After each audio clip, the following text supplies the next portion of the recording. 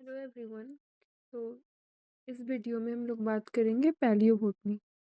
पैलियोबोटनी में हम लोग फॉसिल को पढ़ते हैं। तो देखते हैं कि पैलियोबोटनी क्या है। तो पैलियोबोटनी एक ग्रीक है, जिससे पैलियोन से होता है ओल्ड, बॉटनी से प्लांट। तो ये तो जानते हैं हम लोग।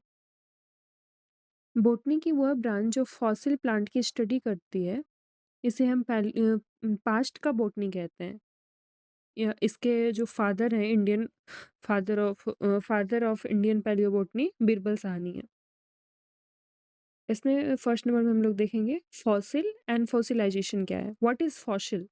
फॉसिल वो कोई भी एविडेंस है, चाहे वो पूरा प्लांट हो या उसका कोई पार्ट हो या उसका इम्प्रेशन हो, जो पास्ट जियोलॉजिकल एजेस में रॉक्स के अंदर प्रिजर्व किया गया है।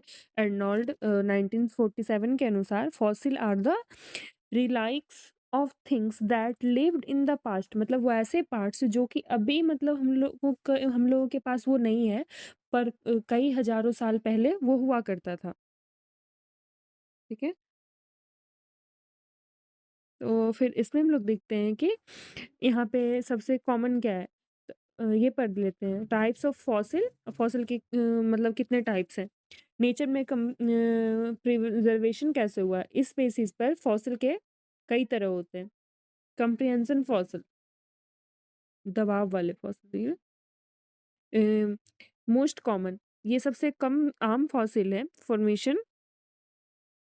यहाँ पे जब प्लांट का कोई पार्ट जैसे लीफ हो गया या सेडिमेंट्स हो गए के नीचे दब जाता है, किसी के नीचे दब जाता है, उस पर हैवी प्रेशर पड़ता है जिससे प्लांट फ्लैट हो जाता है।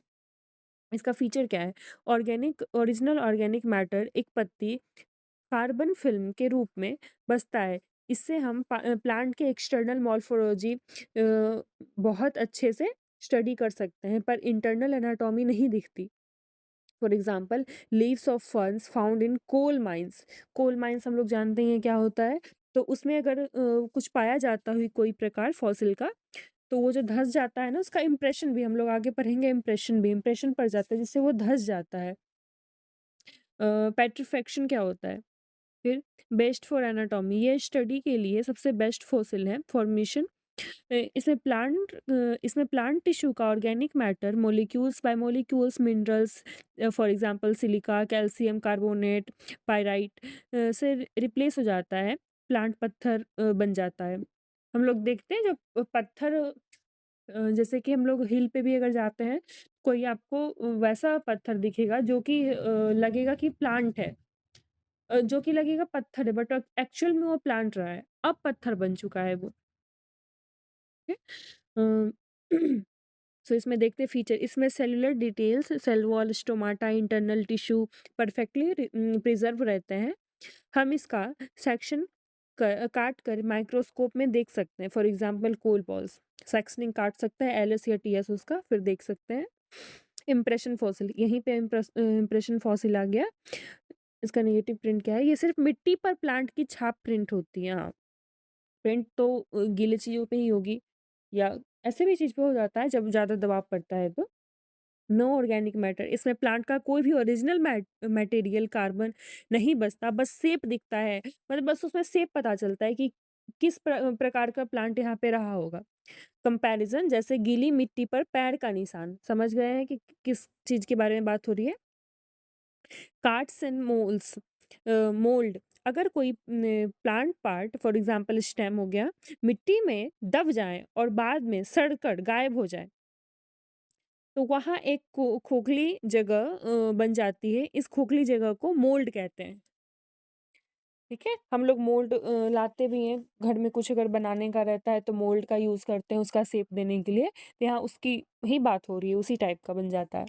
कास्ट, अगर उस खोखली जगह मोल्ड में बाद में मिनरल्स भर जाएं और वो हार्डन हो जाए, तो वो प्लांट की शेप ले लेता है। अ, इसे कास्ट कहते हैं। For example Stigmaria root system. यहाँ पे समझना होगा कि अगर कोई मोल्ड में, जैसे मोल्ड रहता है खाली रहता है, तो मोल्ड में अगर कुछ, जैसे हम लोग गुजिया बनाते हैं, तो गुजिया के मोल्ड में अगर हम लोग गुजिये का वो डालते हैं सब चीज़, तो वो क्या कर लेता है कि यहाँ पे वो अलग अपना शेप बना लेता है, वो प्लांट का शेप ले लेता है, जिसको कि हम लोग कास्ट कहते हैं, ठीक है?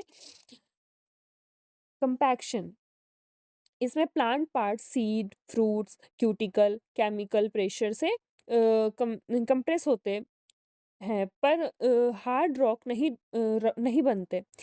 इनमें केमिकल ट्रीटमेंट से वापस सॉफ्ट किया जा सकता है स्टडी के लिए। अच्छा, जो कंपैक्शन है, इसका जो सीड हो गया, फ्रूट हो गया, क्यूटिकल हो गया, कोई भी केमिकल प्रेशर की वजह से तो जो बन जाता है वो हार्ड हो जाता है।